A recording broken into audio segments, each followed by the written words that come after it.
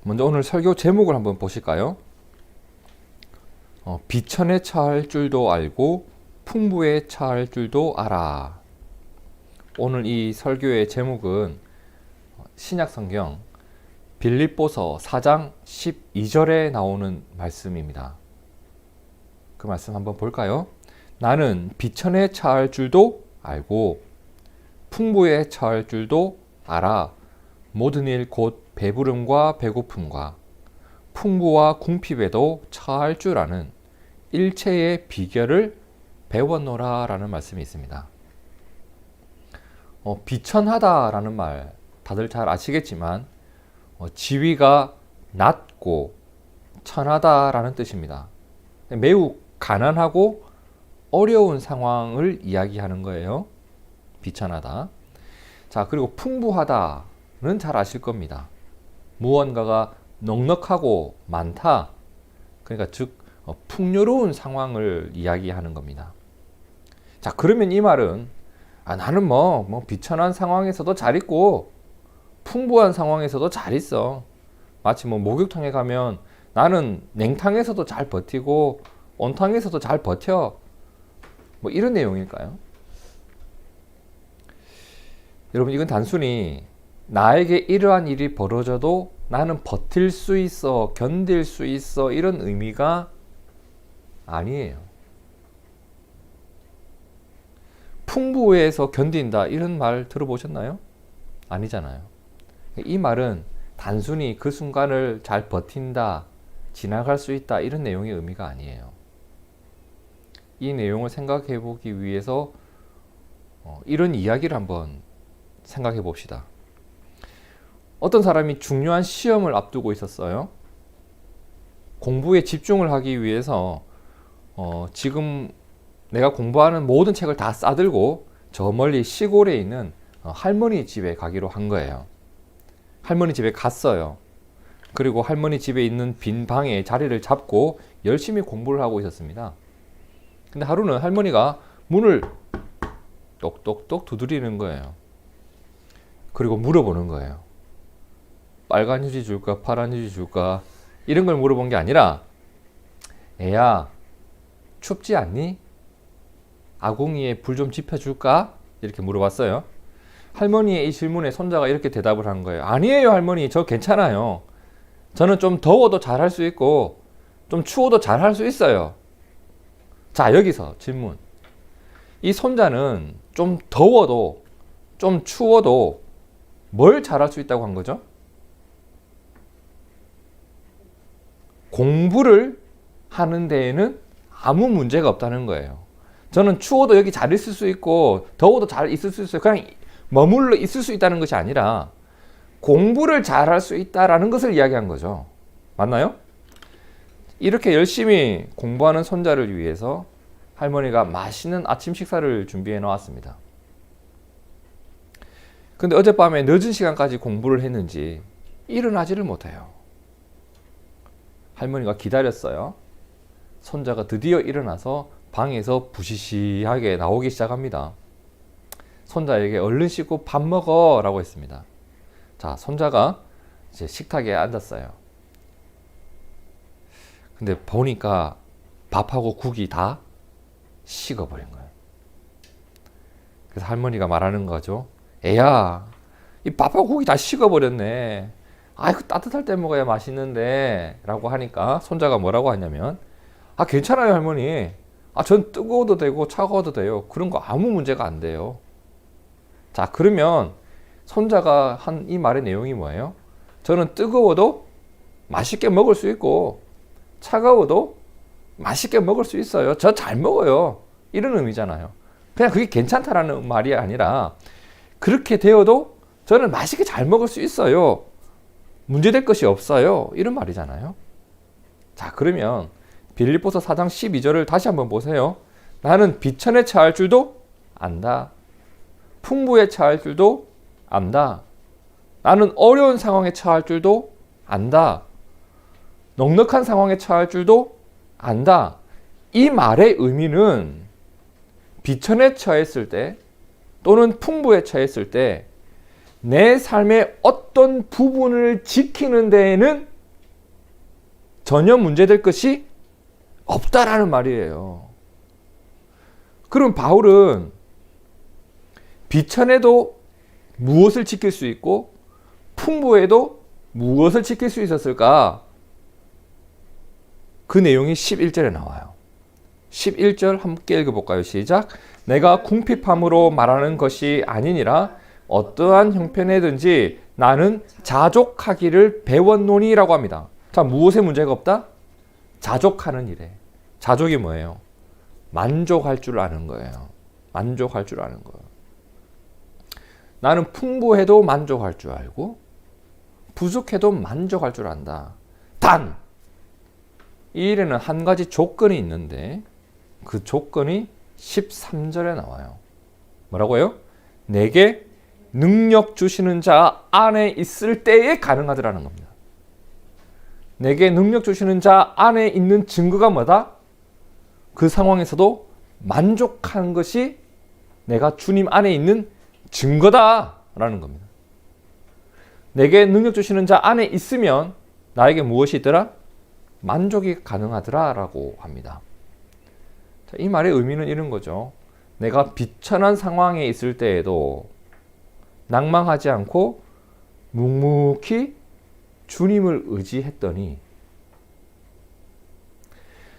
내가 풍부한 상황일 때도 교만치 않고 겸손하게 여전히 주님을 의지했더니 그때 희한하게도 내가 의도하지 않았는데 내가 만족하고 있네.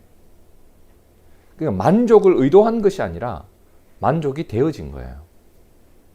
그러니 바울은 마치 더워도 추워도 공부하는 데에 문제될 것이 없다고 말한 손자처럼 뜨거워도 식어도 밥을 맛있게 먹을 수 있어요 라고 말했던 그 손자처럼 내가 비천해도 풍부해도 내가 주님을 의지하고 신뢰하는 믿음이 끄떡 없더니 그랬더니 어떻게 되었다? 오늘의 삶을 만족하며 살아가는 데에 문제가 없더라. 믿음을 지켰더니 내 마음이 평안하더라. 안녕하더라. 지금 이 말을 하고 있는 겁니다. 여러분, 우리들도 비천에 처해도 풍부에 처해도 주님을 의지하는 것에 문제가 생기지 않는 성도가 되기를 축복합니다. 그래야 만족이 있습니다. 그런데 이상하게도 이 빌립보서 4장 12절을 보면서 사람들이 많이 오해를 하는 부분이 있답니다. 그게 뭐냐면 나는 비천에 처할 줄도 알고 풍부에 처할 줄도 안다는 이 말을 볼 때 이상하게 비천 쪽에 무게감을 더 실어줄 때가 있습니다. 대부분 그래요. 이게 무슨 말이냐면 풍부할 때보다 비천할 때 믿음을 지키고 자족하는 일이 더 어렵다고 생각하는 경향이 있더라는 거예요. 풍부할 때가 왜? 그때 왜 만족을 못해? 풍부할 때 감사하는 게 뭐가 어려워?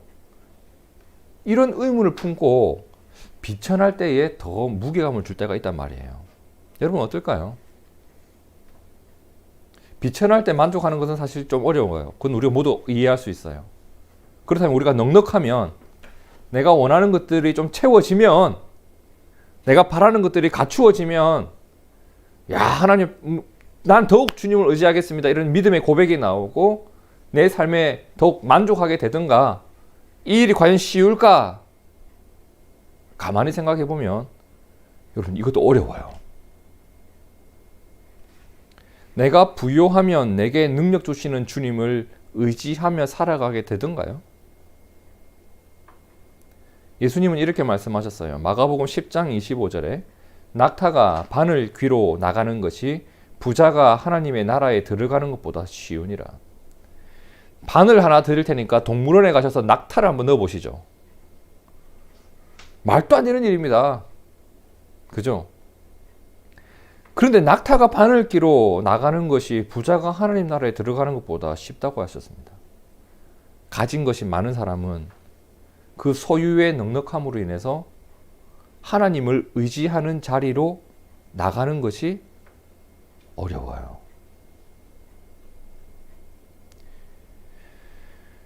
교회에 부요한 사람이 적은 이유가 있지 않을까요? 하나님 말고 의지할 것이 너무나도 많은 사람은 그 재산의 넉넉함이든 그 마음의 부요함이든 하나님 앞에 나가는 게 어려워요. 그리고 한 가지 더, 내가 원하는 것이 채워지면 우리는 만족하게 되던가요? 내가 그토록 바라는 것이 있었는데 얻었어요. 여러분, 그 만족이 얼마나 가던가요? 이스라엘 백성들이 광야에서 굶주릴 때에 하나님께서 그들에게 주셨던 음식이 있었습니다. 뭐죠? 만나라는 음식이었죠. 자, 그들이 배가 고팠는데 만나를 보고 맛있게 먹었습니다. 자, 그러면 당연히 나와야 될 반응이 뭘까요? 감사이고 만족일 텐데, 만나를 먹으면서 생겼던 일이 민수기 11장 4절과 시편 78편 18절이에요. 함께 읽어볼까요? 시작! 그들 중에 섞여 사는 다른 인종들이 탐욕을 품음에 이스라엘 자손도 다시 울며 이르되 누가 우리에게 고기를 주어 먹게 하랴 라고 합니다. 만나를 먹으면서 무슨 생각을 했다? 고기 생각을 했다. 이것을 주신 하나님 생각 안 했단 말이에요. 시편 78편 18절 그들이 그들의 탐욕대로 음식을 구하여 그들의 심중에 하나님을 시험하였다. 얻었더니 감사가 있는 것이 아니라 탐욕이 더 커졌대요. 탐욕대로 더 많은 것을 구하기 시작합니다. 고기를 구하자 하나님 그때 무엇을 주셨죠? 메추라기라고 하는 새를 보내주셨습니다. 자, 메추라기를 먹었어요. 그럼 이제는 뭐가 나와야 될까? 감사든 만족이든 나와야 될 텐데 시편 78편 29절에 보세요. 그들이 먹고 심히 배불렀다고 합니다. 그죠? 먹고 배불렀으면 만족했나? 하나님이 그들의 원대로 그들에게 주셨도다. 그러나 그들이 그들의 욕심을 버리지를 않더라. 욕심이 먼저 머물면, 욕심이 내 마음에 머물러 있으면 만족과 감사는 채워도 생기지 않습니다. 여러분 어떨까요? 우리가 좀 넉넉하면, 내가 원하는 것들이 좀 채워져 있으면 하나님을 더욱 의지하게 되고 내 삶에 만족하는 것이 쉽게 되든가,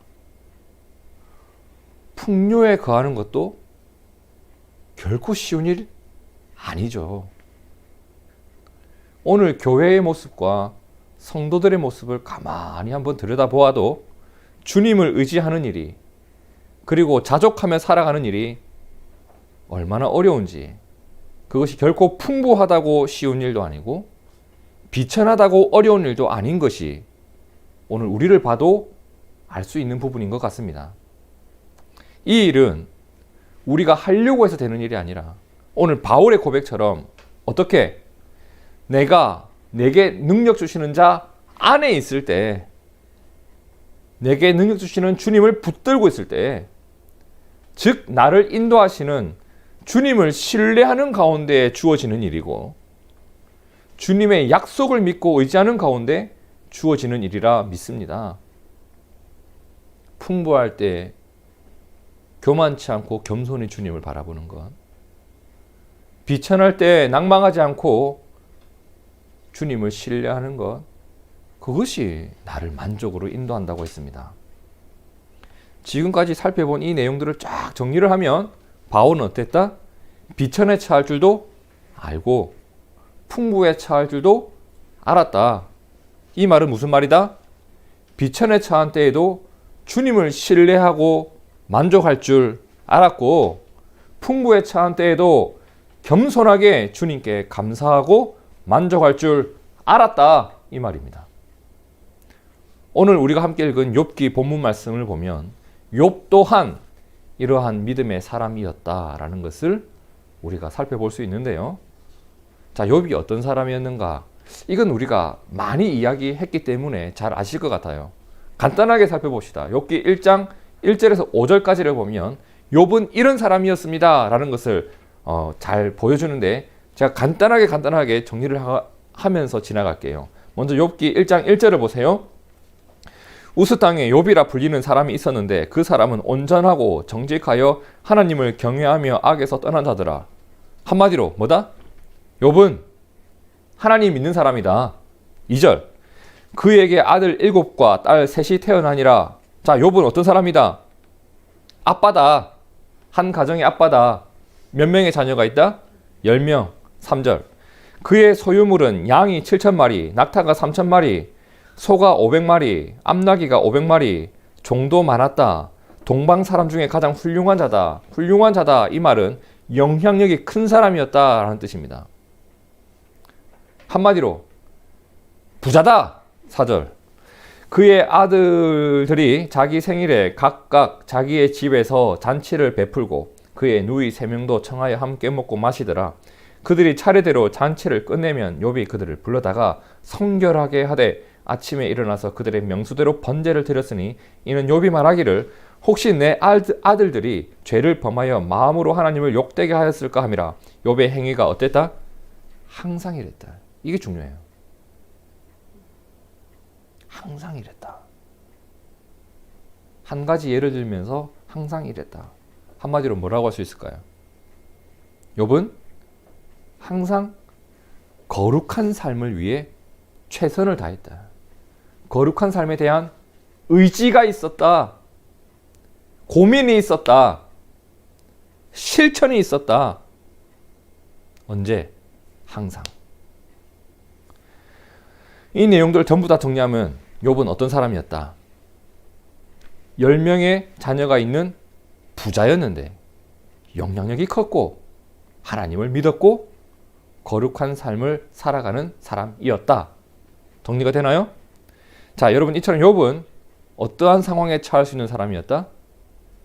풍부에 처할 줄 아는 사람이었어요. 부자고 영향력도 크고 자녀들도 아름답게 살아가고 이렇게 풍부한 상황 속에서 어떻게 했다? 항상 성결한 삶을 생각하고 거룩을 고민할 줄 알고 하나님을 의지할 줄 알고 내 소유가 넉넉하나 그 소유가 아니라 하나님을 의지할 줄 알았던 거예요. 그래서 이 소유가 없어져도 여전히 의지할 곳이 있는 거예요. 소유를 그가 의지했다면 소유가 없어졌을 때 어떻게 됐을까요? 내 삶이 무너져 버리는 거예요. 근데 넉넉할 때에도 그 소유가 아니라 하나님을 의지하며 살았고 가진 것으로 내 욕망을 채웠던 것이 아니라 그때에도 거룩한 삶을 위해서 내가 무엇을 하면서 살아가야 될까, 이 일을 위해 최선을 다했고 그때에도 하나님 앞에서 겸손할 줄 알았단 말입니다. 한마디로 어떤 사람이다? 풍부에 처할 줄 알았고 풍요로울 자격이 있는 사람이었다. 여러분, 우리가 풍요를 누릴 자격이 있는 믿음이 있기를 축복합니다. 이 자격을 먼저 갖춰야 될 것 같아요. 이러한 욥을 하나님도 인정해요. 욥기 1장 8절, 하나님이 사탄에게 욥의 믿음을 어떻게 자랑했는지 우리 함께 읽어봅시다. 8절입니다. 시작. 여호와께서 사탄에게 이르시되 네가 내 종 욥을 주의하여 보았느냐? 그와 같이 온전하고 정직하여 하나님을 경외하며 악에서 떠난 자는 세상에 없느니라. 자, 하나님은 중심을 보시는 분입니다. 하나님이 이렇게 말씀하셨으면 진짜예요. 욥은 온전하고 정직하고 하나님을 경외하고 악에서 떠난 자다. 그런데 사탄이 하나님 이 말씀에 반기를 드는 거예요. 하나님 아닌 것 같습니다. 뭐라고 해요? 사탄이 여호와께 대답하여 이르되 욥이 어찌 무엇 없이 까닭 없이 어찌 받은 것 없이 어찌 누린 것 없이 어찌 가진 것 없이 하나님을 경외한다고 생각하십니까? 그 인간 가진 것, 누리는 것 좀 보세요, 하나님. 그거 없으면 하나님 당장 욕할 겁니다. 11절에 뭐라고 해요? 이제 주의 손을 펴서 그의 모든 소유물을 한번 빼앗아 보십시오. 쳐 보십시오. 그리하시면 틀림없이 어찌? 틀림없이 주를 향하여 욕하지 않겠나이까. 이렇게 도발하는 그 사탄에게 하나님 허락하신 게 12절이에요. 나한테 치라고 하지 말고 네가 해봐라. 그죠? 12절 여호와께서 사탄에게 이르시되 내가 그의 소유물을 다 내 손에 맡기노라. 다만 그의 몸에는 내 손을 대지 말지니라. 사탄이 여호와 앞에서 물러가니라. 어디로 갔을까요? 욥에게 갔겠죠. 그리고 욥에게 힘겨운 일들이 몰아치기 시작합니다. 정말 정신없이 폭풍이 몰아치듯 그에게 안타까운 일들이 일어나기 시작해요. 스바 사람들, 이웃 동네에 사는 사람들이 쳐들어와서 소와 나귀들을 빼앗아가고 종들을 죽였대요. 하늘에서 갑자기 불들이 떨어지는데 양과 종들이 그 불에 맞아 죽었대요. 갈대아 사람들이 쳐들어와서 낙타를 빼앗아가고 종들을 죽였대요. 그리고 바람이 부는데 그 바람에 담벼락이 무너져서 10명의 자녀가 죽었대요. 한순간에, 정말 한순간이에요. 세상의 모든 것을 다 가진 것 같았던 욥이 하나도 남김없이 다 잃어버린 상황에 놓이게 되었던 겁니다. 저는 욥기 1장 13절에서 19절 방금 말씀드렸던 그런 어떤 고난의 사건을 보면서 좀 도미노 생각이 참 많이 나요. 그동안 쌓아왔던 것들이 어때요? 한순간에 탁 하고 무너져 버려요. 젠가 같아요. 한 개가 뽑혔더니 다 무너져 버려요. 자, 그러면 이쯤에서 우리가 9절과 11절의 말씀을 다시 한번 볼까요? 사탄이 뭐라고 했죠? 사탄이 여호와께 대답하여 이르되 욥이 어찌 까닭 없이, 그러니까 그 까닭을 지금 사탄이 다 치고 있죠. 그죠? 까닭 없이 하나님을 경외하리이까. 그의 소유물을 치소서 틀림없이 어떻게 한다? 주를 욕할 겁니다. 이게 사탄의 추측이었습니다. 사탄의 확신이었습니다. 그럼 욥은 어떻게 했을까? 20절에서 22절 욥이 어떻게 했는지 우리가 함께 천천히 그의 삶을 묵상하면서 읽어봅시다. 시작. 욥이 일어나 겉옷을 찢고 머리털을 밀고 땅에 엎드려 예배하며 이르되 내가 모태에서 알몸으로 나왔사온즉 또한 알몸이 그리로 돌아가올지라. 주시니도 여호와시요 거두시니도 여호와시오니 여호와의 이름이 찬송을 받으실지니이다 하고 이 모든 일에 욥이 범죄하지 아니하고 하나님을 향하여 원망하지 아니하니라. 자, 여기 보세요. 욥이 하나님을 여전히 어떻게 하고 있죠? 경외하고 있습니다. 사탄의 추측대로 하나님을 향해 욕을 했나요? 여기서 욕을 한마디라도 찾아보시죠. 욕이 아니라 뭐가 나왔어요? 21절에 보니까 찬송을 드리고 원망은 나오지 않고 그때에도 하나님을 예배했습니다. 사탄이 어때요? 틀렸죠. 사탄이 틀렸어요. 욥은 풍부에 처했기 때문에 하나님을 경외하는 자가 아니었던 겁니다. 욥은 그때에도 하나님을 신뢰하고 있었습니다. 그는 풍부에 처할 줄도 알았고 그리고 어디에? 비천에 처할 줄도 아는 자였습니다. 이 말은 풍부할 때 교만하지 않았고 비천할 때 원망하지 않았다. 풍부할 때 하나님을 의지했고 비천할 때에도 하나님을 의지했다. 그는 풍부에 처할 줄도 알고 비천에 처할 줄도 아는 믿음의 사람이었다라는 내용입니다. 오늘 말씀을 보면서 우리가 마음에 새기는 것이 몇 가지가 있는데 이렇게 정리를 좀 해봅시다. 첫째로 사탄이 말했던 것과 같은 조건적 신앙생활을 조심해야 한다는 겁니다. 사탄이 하나님께 뭐라고 했죠? 욥이 어찌 까닭 없이 하나님을 경외하리까? 까닭 없이. 여러분, 이것은 하나님을 신뢰하는 자의 모습이 아니라 하나님께 볼모가 잡힌 자의 모습 아닐까요? 이런 거죠. 하나님께서는 어떻게 한다? 나에게 내가 원하는 것을 계속 줘요. 하나님은. 그리고 나는 하나님께 그것을 계속 받는 것을 유지하기 위해서, 또는 빼앗기는 일을 막기 위해서, 또는 더 많은 것을 얻기 위해서 어떻게 해야 돼요? 하나님을 계속 경외하는 거예요. 여러분, 이 신앙일까요, 이게?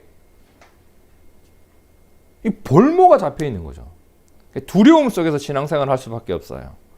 내가 하나님을 경외하는 일을 멈추면 내가 하나님을 경외하는 까닭이 사라질까 봐 두려움에 빠진 채 살아갈 수밖에 없는 종교인의 모습이 쑥 들어오게 되겠죠. 하나님이 우리를 이런 사람으로 부르셨을까? 이 일을 위해서 우리를 구원하셨을까? 이 일을 위해서 예수님이 십자가 위에서 죽으셨을까? 아니에요. 하나님은 여러분을 하나님의 자녀 삼기 위해서 예수님을 통해 우리의 죄를 용서하셨고 부활을 약속하신 겁니다. 여러분, 욥은 이런 이상한 신앙을 가지고 있지 않았습니다. 그 까닭 때문에 하나님을 경외하는 사람이 아니었습니다. 그는 풍부에 처할 줄도 알았고 비천에 처할 줄도 알았다. 전도서 12장 13절 말씀을 함께 읽어볼까요? 시작. 이래 결국을 다 들었으니 하나님을 경외하고 그의 명령들을 지킬지어다. 이것이 모든 사람의 본분이니라. 여러분, 우리에게는 하나님을 경외해야 할 까닭이 있는 것이 아니라 본분이 있을 뿐입니다. 이게 우리의 본분이에요. 욥은 하나님을 경외하는 까닭이 있었던 사람이 아니라 사람된 본분으로서 하나님과의 관계 속에서 나를 창조하신 그분께, 나를 다스리시는 그분께 경배와 경외함을 드렸던 사람입니다. 여러분, 기억합시다. 하나님은 하나님이시기에 우리가 경외하며 살아가는 겁니다. 하나님은 하나님이시기에 그분을 경외하는 것, 이것이 우리의 믿음이 되기를 축복합니다.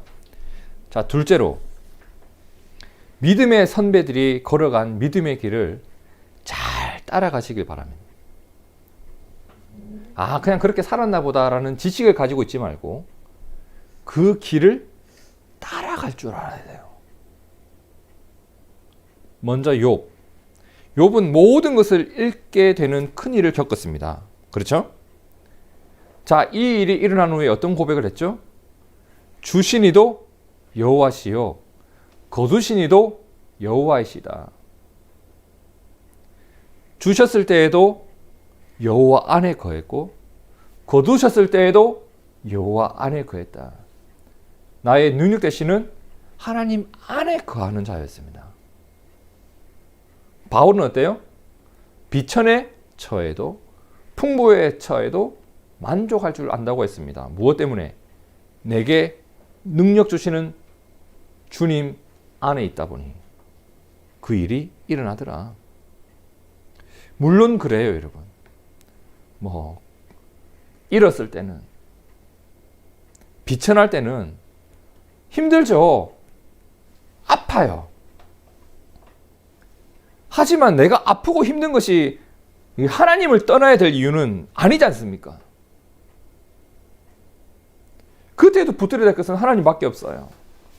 내가 풍부할 때 하나님을 의지했던 것처럼 비천할 때도 아플 때도 하나님을 붙들 수밖에 없어요.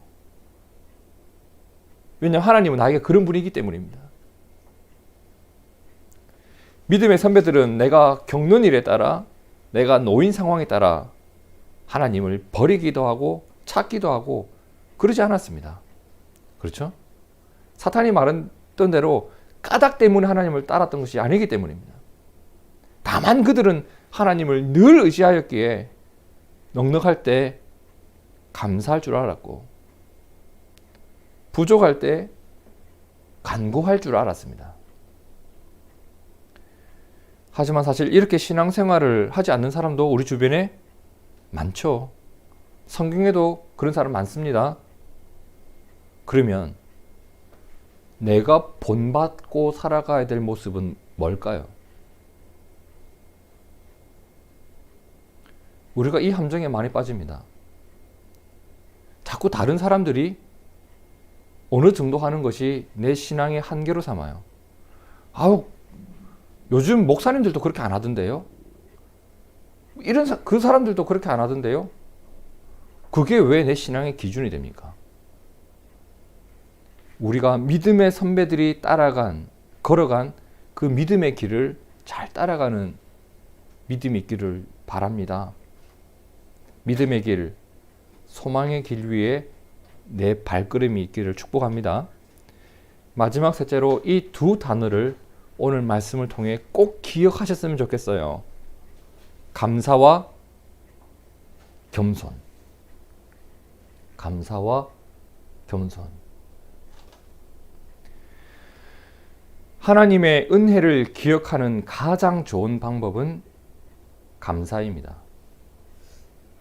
그리고 하나님을 의지하면서 살아가는 삶을 지키는 가장 좋은 방법은 겸손이에요. 여러분, 성도는요, 감사를 통해 하나님을 기억하고 겸손을 통해 하나님을 의지하는 사람들입니다. 참 신비한 것은 그 이후에 일어나는 일들이에요. 감사는 내 삶을 순종으로 연결시킵니다. 겸손은 기도로 연결을 시킵니다. 그리고 감사와 겸손은 환난 중에 다가오는 두려움과 염려로부터 내 마음과 내 생각과 내 믿음을 지키는 힘이 되고, 풍요 중에 다가오는 욕망과 교만으로부터 나를 지켜줘요. 무엇이? 감사와 겸손. 그래서 감사와 겸손은 비천에 처해도 풍부에 처해도 여전히 주님을 바라보고 의지하면서 내 삶 한복판에서 만족하며 살아가는 내 삶을 지키는 힘이 됩니다.